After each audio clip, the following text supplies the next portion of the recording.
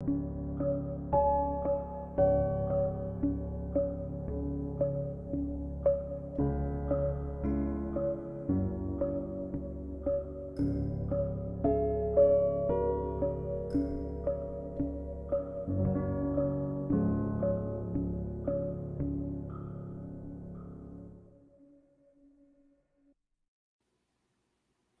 everyone, I'm Victor Dwyer with Piranha, and this is the Failures and Wins podcast, where we get the latest founders and the latest people and talk about their story and how they got there. And then eventually we're going to dive into some product development stuff. And today we have Zack on, and we're going to go through just a little bit of everything. He's going to give us an intro about who he is, and then we'll dive into some product development things. So, Zack, thank you so much for joining today. Thanks for having me, Victor. Excited to be here. Yeah, give us a little intro about how you got into this product development side and how you got into this whole e-commerce thing. Yeah, totally. So started my company Gembah with a couple co-founders about 5 years ago, and is really focused on providing transparency into the supply chain with local people in those markets.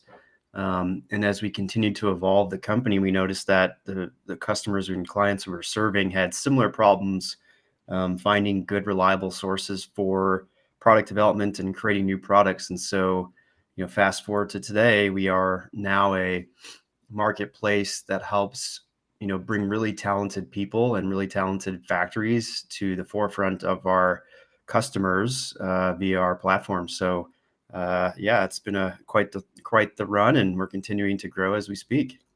Yeah. And what would you say, like, obviously, the supply chain is just a big mess. Like, it really is. Like there's so much to it. How did you what kind of got you interested in this in the first place? Of saying like, "Hey, that's what I wanna get into." Hey, like, Yeah.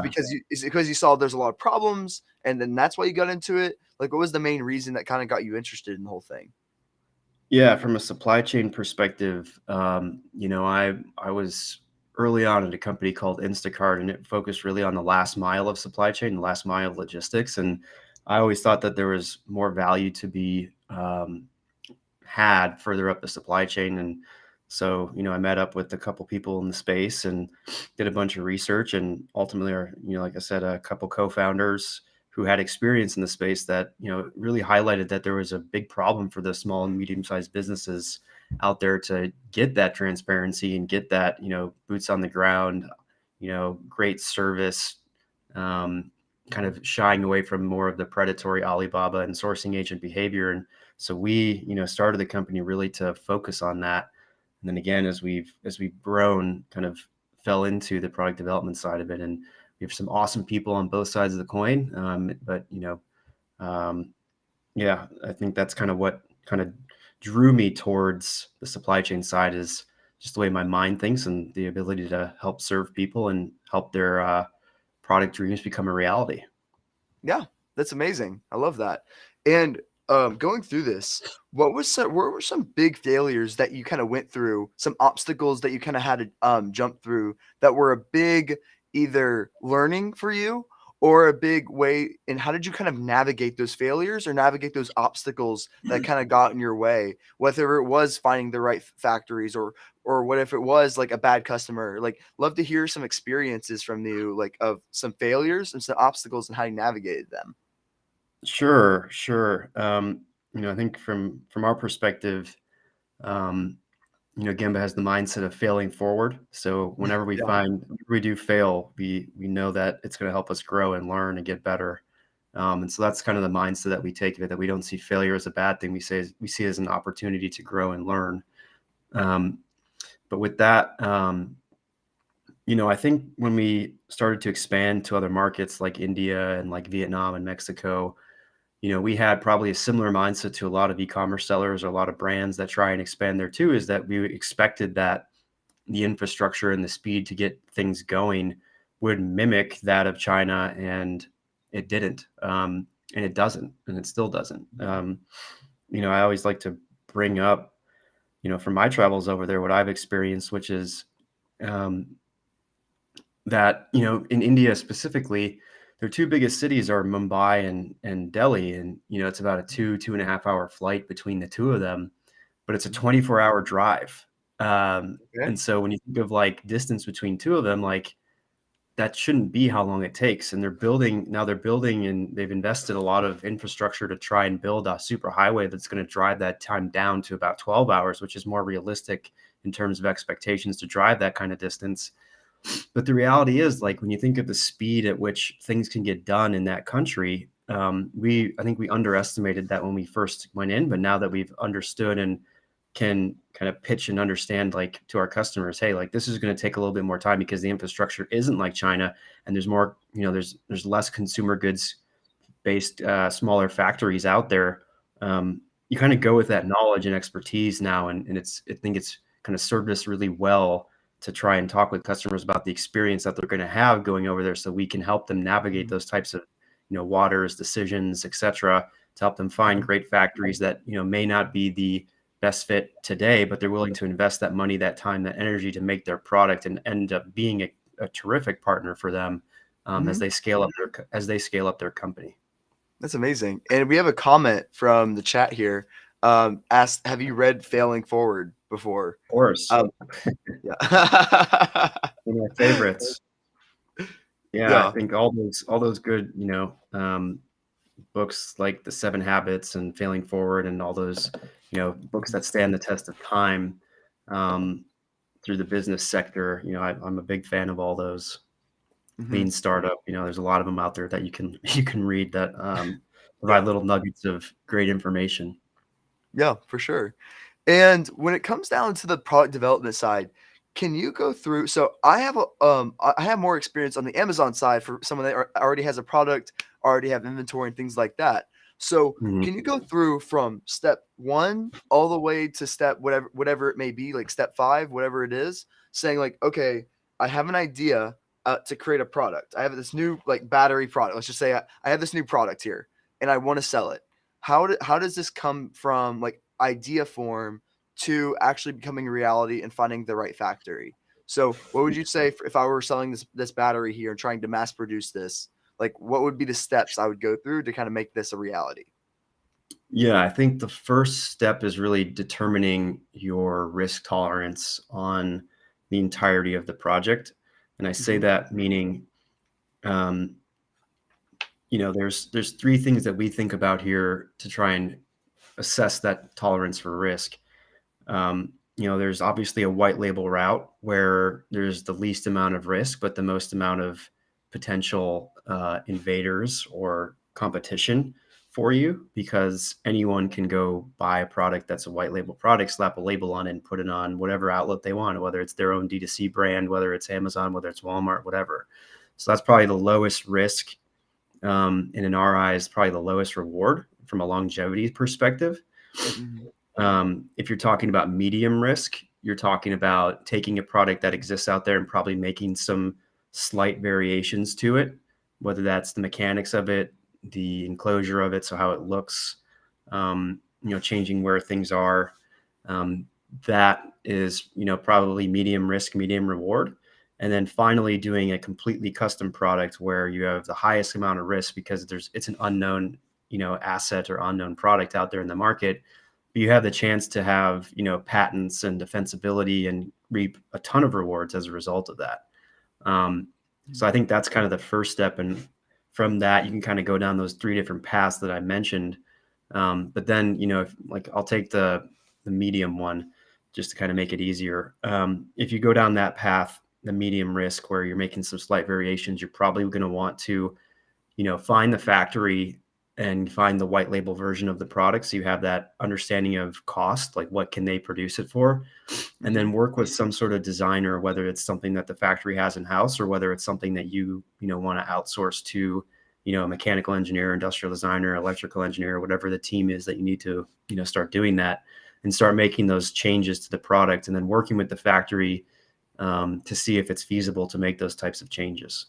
And then from yeah, there, you can go into sampling and prototyping and, finally get to the final bill of materials and final, purchase order, and start getting, POs out there and validating that product has legs, via sales. yeah. Yeah, that's kind of, if I'm doing a high level overview, that's kind of the bare bones understanding of, the medium risk type of product development route.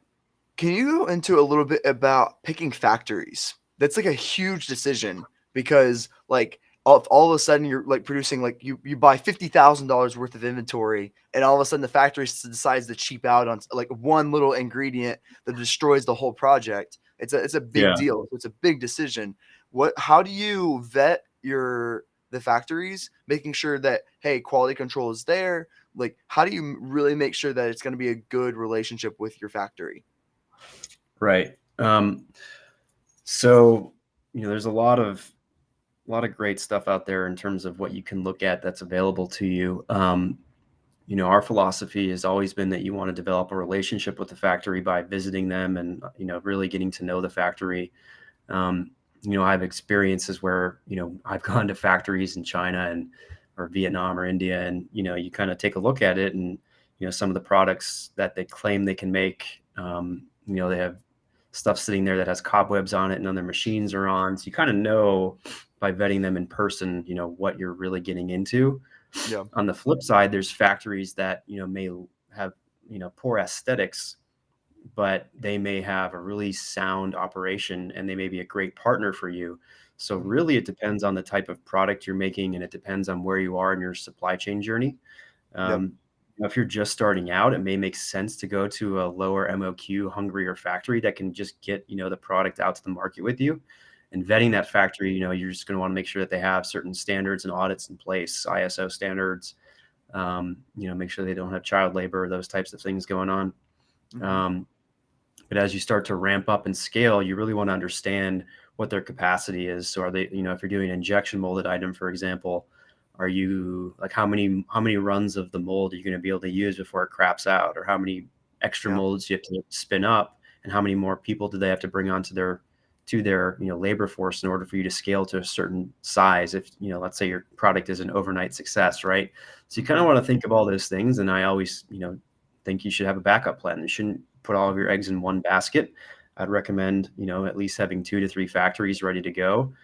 And then you can start, looking at, what if I scale even beyond those 2 to 3 factories? What does that look like? So as you move up in the size of the MOQ, you can start kind of getting into the better tiered factories as far as sophistication, as far Mhm. as management process, and then you can get into some of the biggest factories in the world by doing that kind of scaled route.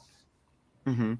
And when it comes to utilizing other factories, that's also like I feel like it's pretty risky to use multiple factories because just from a logistics standpoint, like a shipping wise, I think like that would be confusing. Like, what's the process of using multiple factories? Do you do 30%, 30%, 30%? Like, or do you do 100%? And if that one fails, then go to the other 100%? What's the best way to approach that? Yeah, I mean, typically what you want, like what we recommend is that you have all the factories ready to go until you get to the sampling process and really only place the PO. I mean, if you're just starting out with the one you feel the most comfortable with.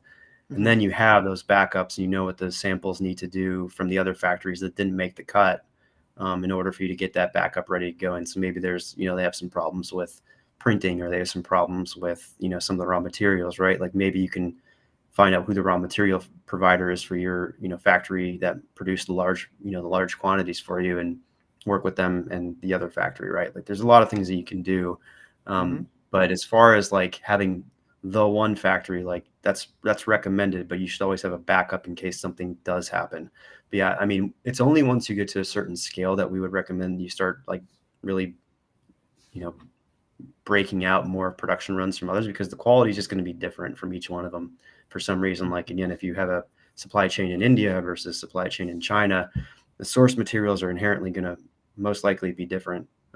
So you have to take that into consideration when you're launching products and when you're scaling your business. Like what kind of push and pull are you going to have with the quality of your product or the quality of the raw materials that you're willing to do by breaking up? And maybe you have, hey, look, like we have a lower cost version of our product that goes into Target. We have a lower or a higher cost version that goes into Williams Sonoma, whatever it is. And Mhm. that is only facilitated through the factory with the highest quality or that has the highest standards versus I have a D2C website that I want to sell, maybe not that rigorous of quality control that can go out to our customers. Mhm. Again, it's all kind of the game of, what matters to you and your customers the most. Yeah. And what would you recommend throughout this entire process when it comes down to, do you ever deal with like demand forecasting? When I mean like, hey, like let's see if there's actually going to be demand for this product, or do you mainly just say like, hey, like let's just create whatever this person's idea is and then focus on that? Like for example, like do you ever look like, if I had a new feature to have this pen, to have an erasable pen, for example, would you ever look at like, hey, there's like not a lot of sales happening for demand for a pen with an eraser, or do you kind of just help with the product development side, and then that's kind of it? So we can do some research to try and understand, and there's tools out there, especially on the Amazon side, like Helium 10, like Jungle Scout, like Zon Guru, that are out there to help kind of navigate that.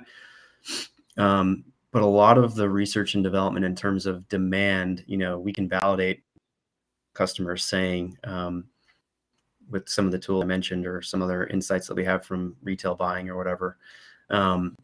But most customers come to us when they have that idea and they've validated that demand in some form or fashion, and then we help Mhm. them, create the product that can take all those different feedback loops into consideration, that they can go have hopefully a hero product with. Yeah, that's amazing. And then is there any other things that you see a lot of people, a lot of new sellers that are doing, that they are doing, and you're like, "Hey, let's stay away from that." Like, or like you see a lot of people that are doing something wrong and they should be doing something else when it comes to the whole supply chain side, picking your factory, anything related to that. Is there anything you see that a lot of people are doing wrong and they shouldn't be doing that? Yeah, again, I think I kind of alluded to this earlier, but I think the number one thing that we see is that there's a big push to try and get outside of China. And if you're just starting out with a product and you have lower MOQs, it's really challenging to start that way. I think if you're looking to eventually get outside of China, it'd be good to get the product developed in China, because they have the best infrastructure and they can get, they can absorb those lower MOQs, and they have great resources. And, especially for like electronics, there's nowhere else in the world that's better to manufacture electronics than China. So I would say, if you're just starting out or you're just getting, product concept to market, like go where the lowest MOQs and the best infrastructure is, tends to be China. Develop it, maybe get a couple production runs under your belt. At the same time, start looking outside and find out what the MOQs are there. We've shown up to factories in Mexico that, Nike and Adidas are showing up to. So if you're not, at that level of Mhm. buying power, like it's going to be pretty challenging for you to compete with them, asking them to do like a $10,000 run, you know? Yeah, and sorry for my my newbiness. I don't know what MOQ means, so can you say Minimum I order don't know what that means? quantity. What is Minimum it? order quantity. Minimum Minimum order of order. quantity. Okay, perfect. You have Yeah. to Like remember, I come from the Amazon side, so I do not yeah, know yeah. any like of the acronyms when it comes to supply chain, No, that's product okay. development.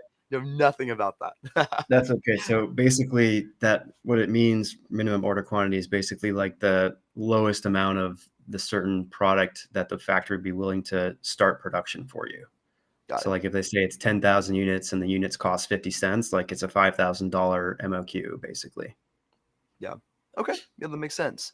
And Yep. then when it comes down to like with everything that's happening in China, like from a, I know the cost per container is going way down now than what it was Mhm. before. What are some better ways when it comes to shipping and logistics from getting overseas from either China or somewhere else to the US? Is it still freight? Like, what are the like some of the best ways to? Is there any other better shipping logistic methods to making that happen? What do you recommend there? Yeah, I mean, from my perspective, it's all going to depend on how fast you need it. So, it depends on where your end destination is. It depends on which ports you're going through. Mhm. There's all like in my eyes for logistics, there's always the ability to air freight something and take, a day or two to get it to you. It's just depending Yeah. on how fast you need the product and what your cost, tolerance is. Mhm. But yeah, I mean, if you're going over, the ocean, there's really only two ways to get there. It's by boat or Yeah. by air. Yeah. Once you get to land that you can get more creative.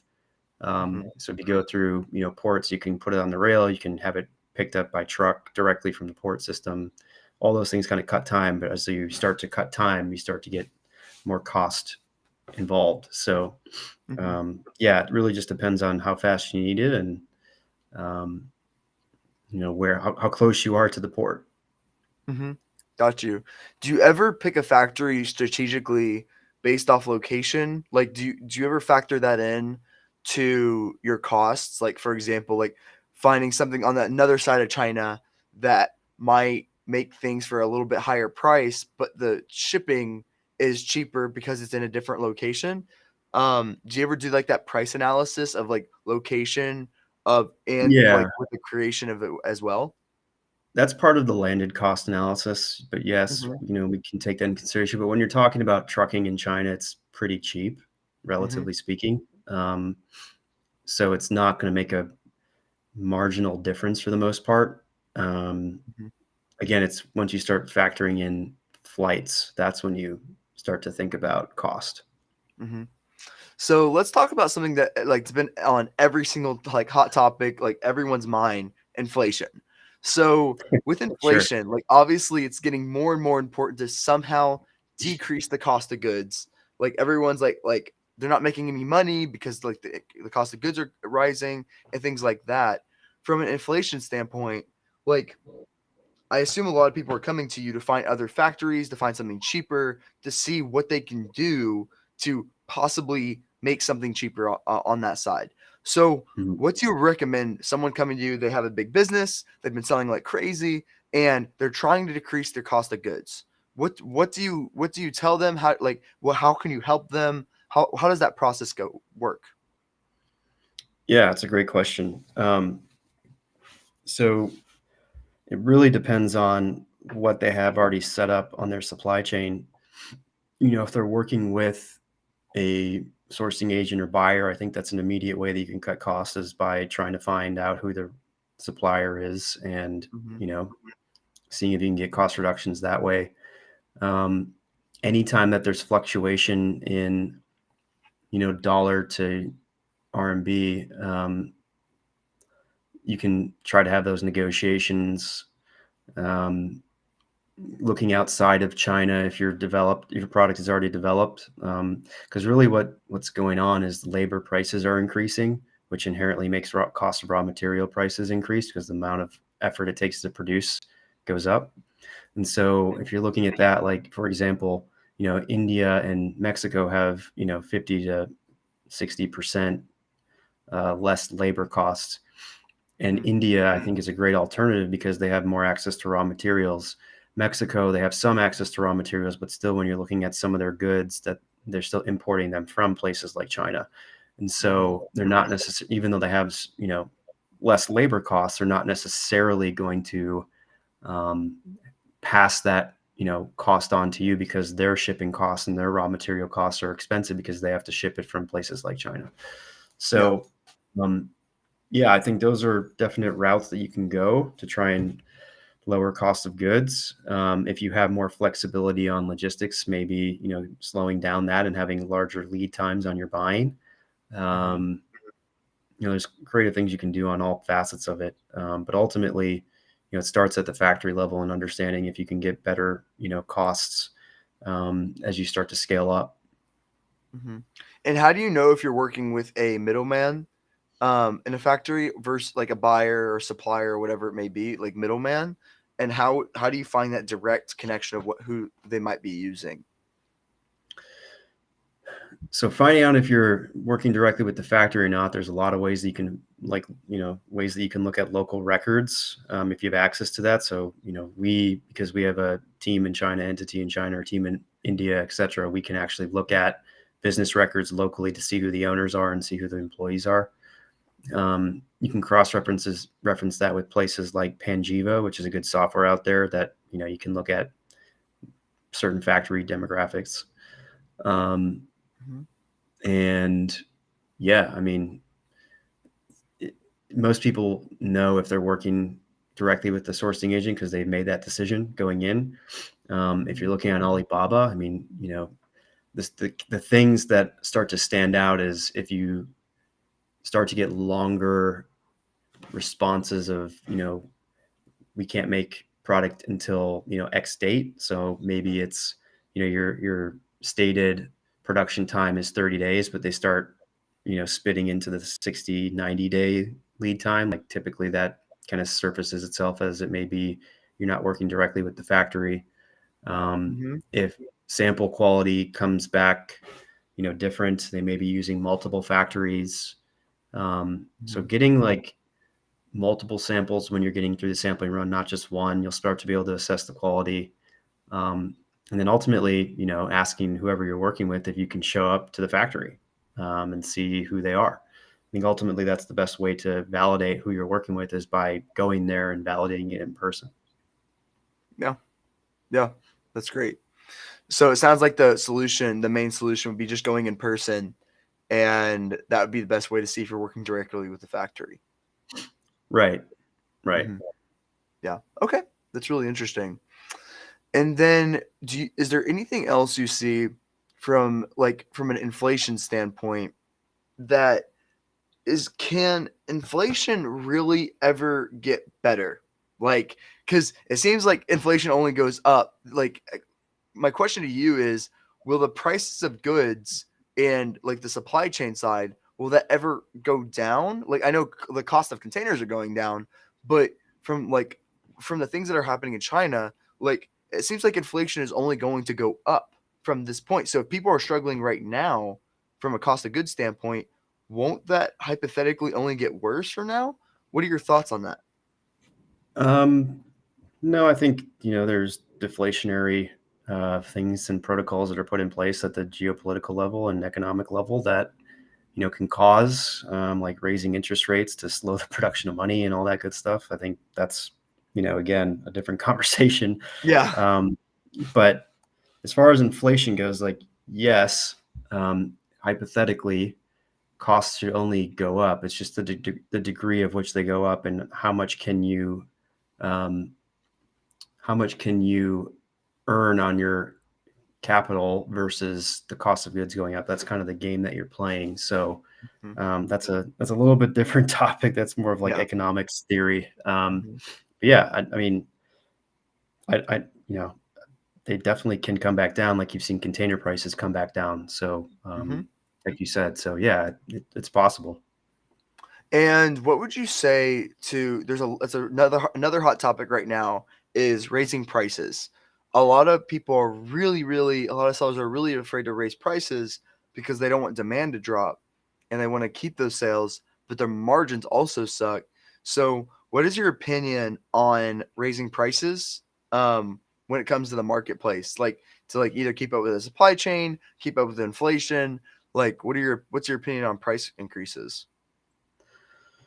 Yeah, I mean, I think um, depending on margins and business, like price increases may have to happen. Um, you know, it's it's just kind of how it works. I don't think that prices can remain the same forever. Mhm. You look at everything else in the world where gas is going up or has gone up, and cost of Mhm. groceries have gone up. It's those are a little bit more in demand because they're necessities to survive and eat and all that Yeah. stuff. But as far as goods go, um, I always talk about having a good relationship with your factory and see what they can absorb first to try and keep prices where they are. And if they really can't and they increase their prices, and I think again, you're talking about typically cost of goods sold prices averaging in the 20 to 25%. So to make up for that slight increase that you have there, you're not talking about a major increase in price that you have to do on your product in order to absorb maybe their price, because you're multiplying that margin out by a good amount. So yeah, I mean, it happens. It's part of commerce. Mhm. Yeah, it is. Is there anything else that's been either top of mind for you?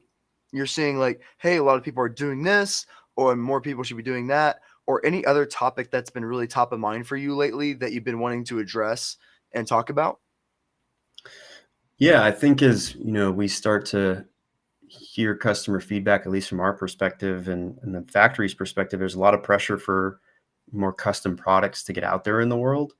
Mhm. There's been pressure from, the Chinese government to have more OEM type factories where they can create catalogs and stuff like that. And so what we're trying to do now is help factories work with our designers to create, concept and products that can be sold really quickly, and create kind of like a catalog of the future of products that don't exist yet.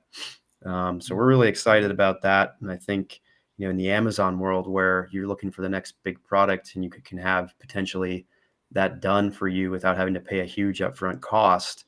Mhm. It's an exciting thing that we're working on that I think, especially in the Amazon world, that maybe um, would be top of mind for sellers out there. Yeah, I totally agree. That sounds amazing. Yeah. Um, and is there anything else that you see a lot of people that are doing wrong or should be fixing and things like that? You talked about the things that have been top of mind for you, but is there anything else that you have ever been seeing in the supply chain side that a lot of people are doing wrong and should be doing something else? Is there anything else that you can think of on top of that? No, I mean, I don't know about doing wrong. Mhm. That's a Yeah. harsh. That's pretty harsh. Yeah. But there's again, there's always ways to improve. Whether it's communication, whether it's developing a relationship with your factory, whether it's getting better costs. Like there's always going to be a way that you can look at your business or look at your brand and say, how can I improve? And so Mhm. again, I think that's more of like a growth mindset versus doing something wrong. Like there's always going to be opportunities to grow within your business, and Mhm. I don't I don't want to, Yeah. say that I know more than anyone else out here. As long as I think as you take a good look at your business and have the right mindset of, failing forward and looking for ways to grow and opportunities to learn, then, whatever you think after you look at your business under a microscope, um, I'm sure you'll find some places that you can get better, and that's what you should be focusing on. Yeah, that's amazing. Well, that's all we have time for today. I bet we can talk about product development for 10 more hours, but thank you so much, Yeah. Zach. Yeah, please tell the audience how to find you, where to find your business and everything else like that. Yeah, yeah. If you're looking to do anything related to product development or need help finding factories or anything like that, we'd be happy to help. Our company is called Gembah, Gembah, and we have a website, www.gembah.com. And yeah, there's a ton of information on that website. There's some good case studies. And ultimately, if you fill out a form on that site, some of our team will be in touch with you really quickly. So we're excited to help anyone we can. Cool. Awesome. Thank you so much. And thank you everyone for watching. This is the Failures and Wins podcast. We will catch you next time.